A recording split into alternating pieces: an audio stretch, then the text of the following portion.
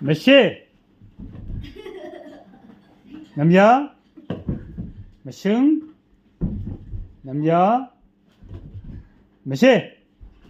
에, Monsieur, Lucy. Lucy, Lucy, Lucy. 뭐야? 손다. Lucy. 오케이. Monsieur. 에, Lucy, 잘 돼. 오케이. 오양. 남자. Monsieur. 에, 아이.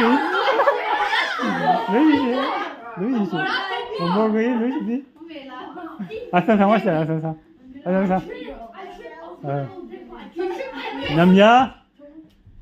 남자. 에, 뭐 루시아. Monsieur. 오케이. 남자. Monsieur. 가르쳐비. 가르쳐비.